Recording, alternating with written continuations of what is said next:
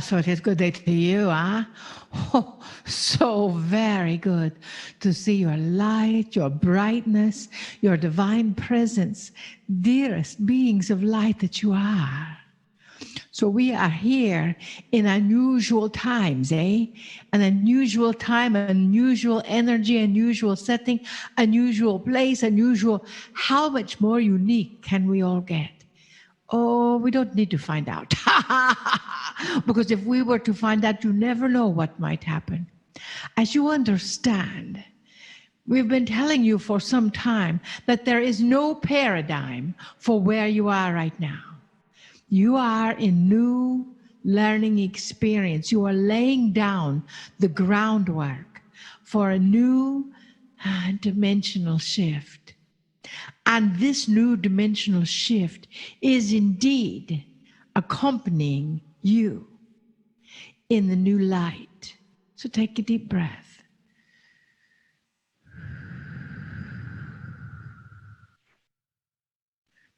Know and understand that as you accommodate this uniqueness, that the stress or anxiety level of the planet has indeed raised.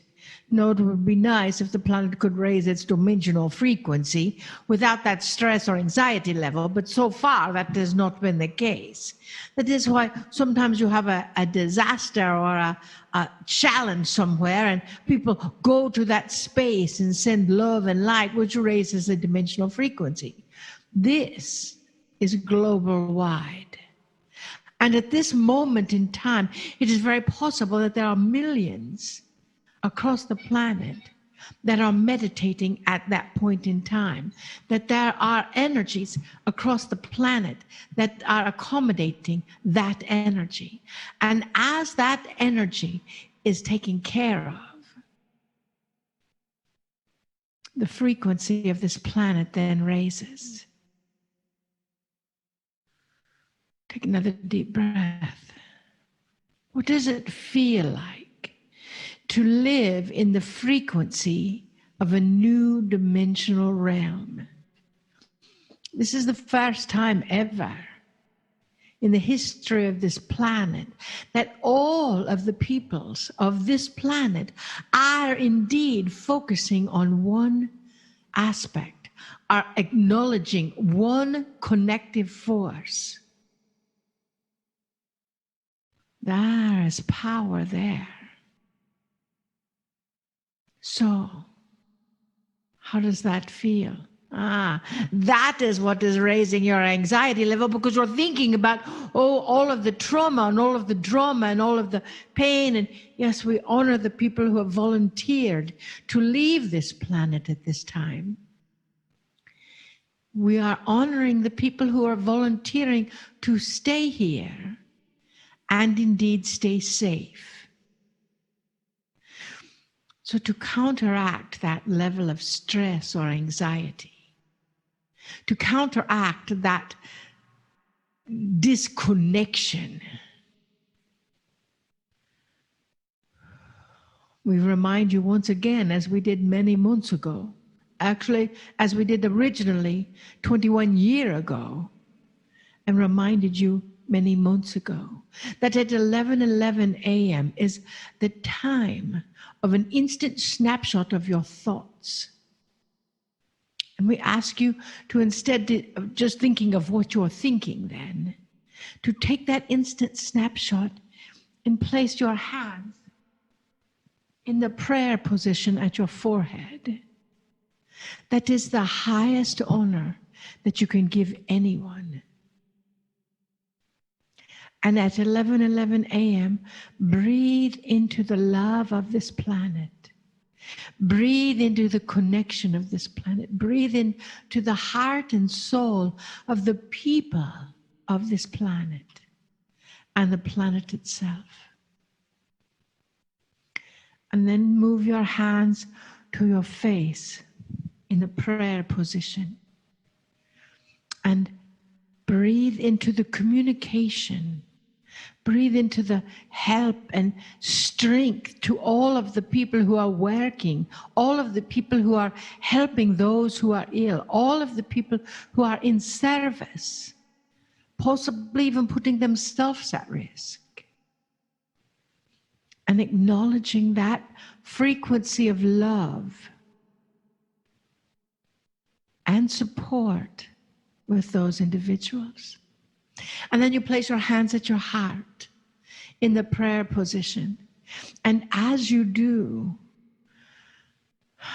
allow your heart to expand so strongly in love that any illness, any virus, any energy that is contrary to the divine order of light and goodness on this planet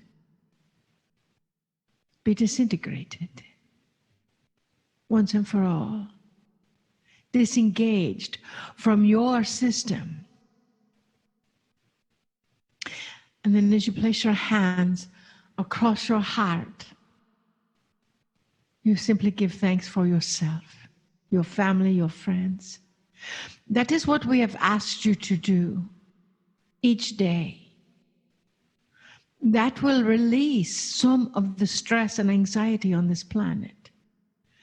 That is what we are focusing on right here, right now.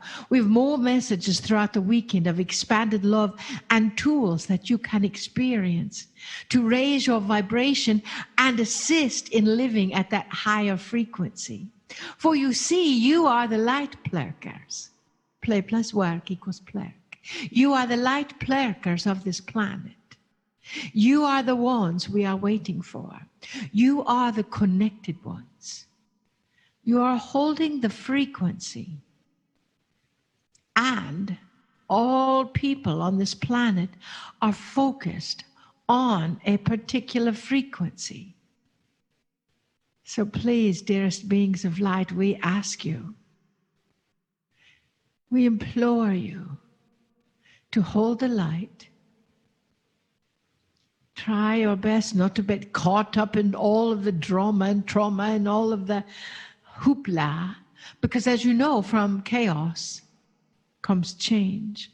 This planet is indeed changing. This planet is indeed shifting its vibrational frequency, its dimensional frequency right here, right now. And with your help, it will shift with as much ease and grace as is possible into the intuition age. And that intuition age is centered in the heart. Is centered in love. Oh, dearest beings of light, we are indeed so grateful for you. We know you have volunteered to be here at this point in time. So when you hear others being anxious, stress-filled, or in fear of what is going to happen, or what could happen, or what might be, what if this happens, and what if that happens, what if doesn't exist yet. So you, dearest beings of light, get to be the light in the darkness. You get to be the one forging forward with the torch, teaching others to follow in that state of love, to light the fire of love that is within you, that fire of passion that is within you. We thank you for your service. We love you deeply. We see you. We know you. And we bid you namaste. Namaste. Greetings, dear ones. I'm Kryon of Magnetic Service. We are not oblivious to the elephant under the table, dear ones. The channeling is being given in an auspicious time. A time where many are in fear and others are struggling to stay out of it. Before we go into something that I want you to hear, I want you to just take a moment.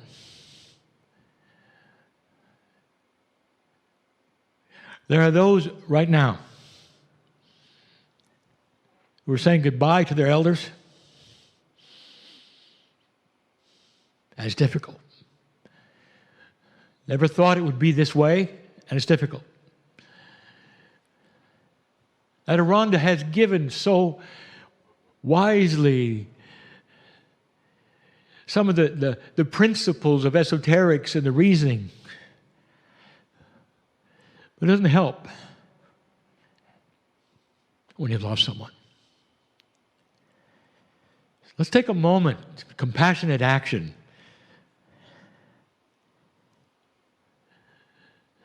to be the light worker of the age. And to have the empathy enough to share the peace and the compassion that you would have of the light of the world that you are with those who need it. Just for a moment. Just for a moment. There are those who say, how long is this going to last? And the answer is long enough. Long enough.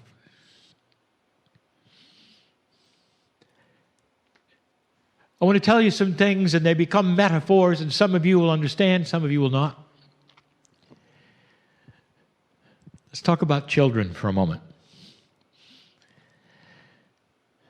When children are growing up and they reach a certain age, every balanced, good parent knows how to work a puzzle. The child becomes afraid.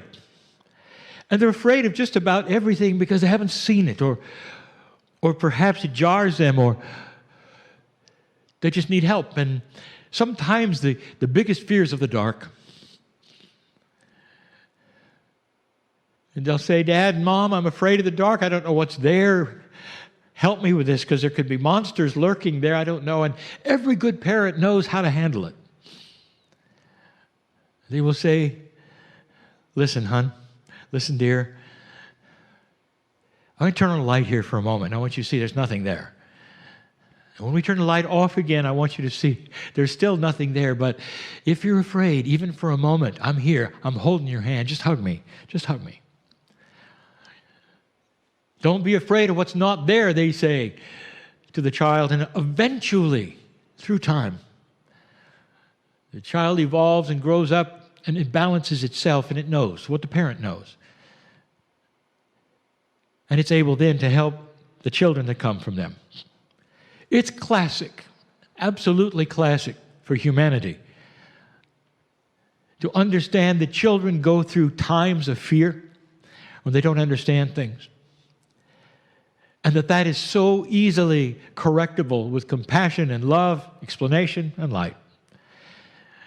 And every good parent here has gone through this, and perhaps you've had it with your parents as well.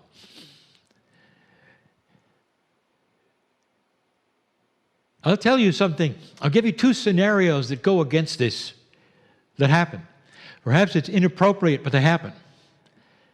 I want you to imagine that child for a moment in that state of fear, trying to make sense of things in the dark, imagining things perhaps that might attack them. Scenario one, what if instead of a hug, the child saw the parent was afraid too? When that happens, it's over for the child. They check out because it's just too much. They're afraid of the dark, and so are their parents. It scars the child for life. They won't forget this moment because there's no hug. There's no explanation. There's no light. There's only fear. And their parents are shaking as well. It happens. It has happened. Happens in wartime when the parent can't do anything about it. Scenario two is even worse. It is inappropriate parental control. where the child is afraid of the dark and the parent says, well, you should be, because there's evil things there. So you got to do this and that and this and that, and the child grows up with rules about evil and understands that there's no hug for the dark at all. There's just rules. Everything I'm telling you is a metaphor. Some of you are getting it. Some of you are not. Every human being listening here, every one of you, has an inner child. Some of those inner child right now are scared to death. Some are not. I know who's listening to this later. I know who's listening to this and watching it now. There's a lot of very mature old souls who know exactly where this is going. And you'll say, well, this message is not for me because I've gone beyond it. Have you? Have you really? How far does it have to go before that breaks and you start to fear? I'll tell you right now, light worker, old soul, you've got equipment inside to soothe that savage beast called fear. It's what Adirondack said also. It's what we're all saying also. If you didn't understand it, you don't know it, one of the things that's going to radically change when this is all over is the responsibility of those who inform you. When the dust clears, you're going to look at this closely and say, all the media made it worse. Made it worse. Because there's never really been anything like this. They are marketing-based media. They are not information-based, dear ones, and you know this. They compete for your viewership, and the more dramatic things they can show you, the more you're attracted, many of you, the world, perhaps not light workers. The world is attracted to drama.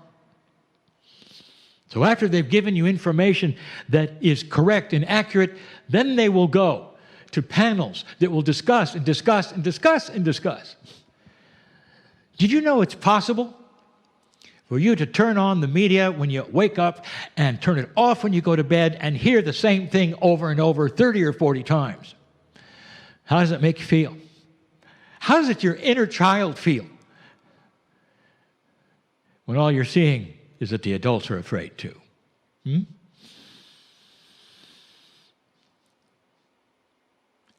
The media is not aware of something because of the programming. They're not aware of it. Not yet. In between all of this marketing information, they're playing advertisements which are inappropriate. The advertisements have been scheduled way in advance, but isn't it interesting what they're about? Usually about medicine you need because you're old, or medicine you need because you're young, or medicine you need just because you stand there as a human being. In other words, you're never normal. You always need something. Need something to medicate you. Or perhaps you need an attorney to help you during this time. I don't think that those media outlets are really putting together the chain that is scaring the planet to death. That will change. There is room for the good news channels, finally. And they will arise, and they will promise you information that's not ad nauseum. They will promise you information and then go to things which are balanced and uplifting so that you can see that which is and is not happening. There is so much good news that none of you know about. None of you. Because that's not in the scope of what they do. You might say one of the things that this time is going to do is change the information givers. Because when it is over, and it will be, and the dust will settle, you're going to look at them and go, bad job. You didn't do it well. You didn't do it right. You gave us entertainment and drama. You didn't give us anything that helped our hearts. You didn't help us. You didn't hold our hands. You didn't hug us enough. You didn't do any of that. And you'll say, who's responsible for this media? That's one thing that you're going to see change, dear ones. That's a reboot. So the earth will probably take a while, but you're going to start seeing things differently and perhaps more truthfully. You may find out some wonderful things that would never be broadcast unless it weren't for this. I want to tell you something. I want to tell you about an experiment that was done with children many years ago. It's an experiment that probably would not be allowed in today's rules. Some psychologists know of this. Some nutritionists have studied it. It's about children put together for an experiment about food. And the children are given a buffet 3 times a day, breakfast, lunch, and dinner, where they can select anything on the buffet as much as they want of it without anyone saying anything. No parents allowed. And that buffet is beautiful. It starts with the vegetables and it goes to the rices, some of the carbs, the fruit. It's just standard, wonderful, healthy buffet. And of course, at the end of that buffet, there's the desserts. Only these are more for kids. There's the Mars bar. There's the M&Ms. Oh, there's the cookie, the cake, and the pie. It's all there. It's all there. And you turn the children loose at breakfast. What are you going to have? What do you think? The children all run to the end and stuff themselves with the cookies and the cake. And they did. Lunchtime, they did the same thing. I mean, why? How could a vegetable, a turnip, compare with a Mars bar? Dinner, they did the same. The next day, they were all sick. Surprise, surprise. Now, a child doesn't know that. But the innate of the child does. And so over a period of meals, what happened in this experiment is the children started eating the vegetables, the rice, the fruit, all the things, and then the desserts in moderation, but enjoyable and loving it last. Because the body demanded the balance. Not the junk, but the balance. It was interesting because the experiment showed that even children who desire sweets and don't know any better have an innate which starts to balance when given the right things. I want you to analyze what's going on right now on this planet because I'm going to make a statement. You're not being given the right things. Dear ones, right now on this planet there are no veggies and there's no fruit. I think you understand what I'm saying. That is going to change. I think the wild card in all of this will be those who are going to step up and start to change it and say, look, we've got some good news here. You haven't heard this before, but there's hope. I want to show you the bias. I want to show you the bias if you haven't seen it before, so you really understand how this works.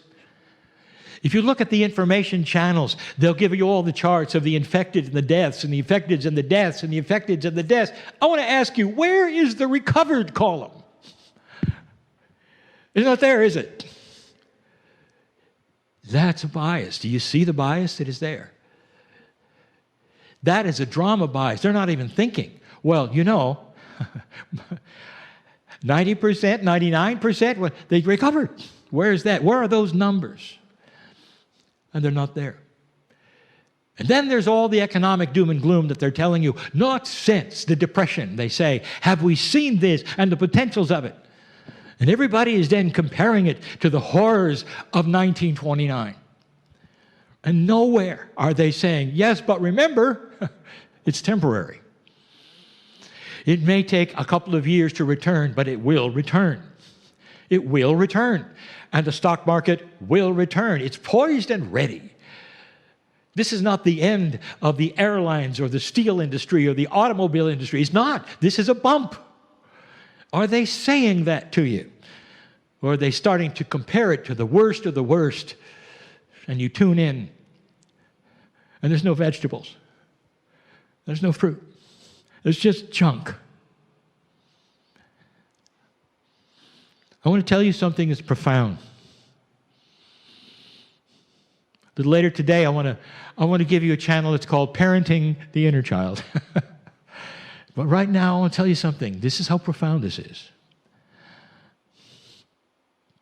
Historians, generations from now, will look at some numbers which are very telling.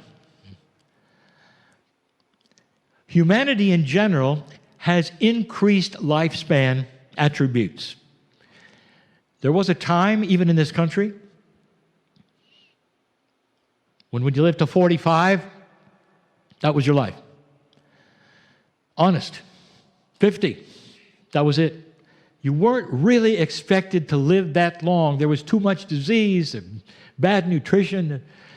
All of these things have evolved. So now you're looking at a slow increase of lifespan because of nutrition and knowledge and all. So you're well into the late 80s and approaching the 90s. Average lifespan of a human being in this country, in the country below you, I'm speaking of Canada and the USA. What if I told you they're going to find out something? Generations from now, they're going to look at the charts and say, what is this dip here? What is this dip here? They're going to name it. They're going to name it the Corona dip.